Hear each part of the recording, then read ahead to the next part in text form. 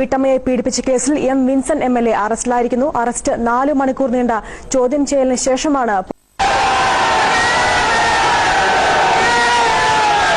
പരാതിക്കാരിയുടെ വീട്, കട എന്നിവ സ്ഥിതി ചെയ്യുന്ന വാർഡിൽ പ്രവേശിക്കരുത്, ശബ്ദപരിശോധനയ്ക്ക് ഹാജരാകണം, അന്വേഷണ ഉദ്യോഗസ്ഥർ ആവശ്യപ്പെടുമ്പോൾ ഹാജരാകണം തുടങ്ങിയവയാണ് ജാമ്യ വ്യവസ്ഥകൾ. പീഡനം, ആത്മഹത്യാ പ്രേരണ, ഫോണിലൂടെയുള്ള അശ്ലീല സംഭാഷണം എന്നീ കുറ്റങ്ങൾക്ക് കഴിഞ്ഞ ജൂലൈ 31-നാണ് വിൻസെന്റിനെ അറസ്റ്റ് ചെയ്തത്. സെഷൻസ് ജില്ലാ കോടതികൾ ആദ്യം ജാമ്യം നിഷേധിച്ചു.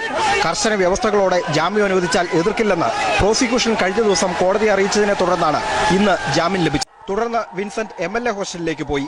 പരാതിക്കാരിയുടെ കടക്കെടുത്താണ് വീട് എന്നതിനാൽ എംഎൽഎക്ക് വീട്ടിൽ കയറാൻ സാധിക്കുമോ എന്ന കാര്യത്തിൽ ആശയക്കുഴപ്പം നിലനിൽക്കുകയാണ്.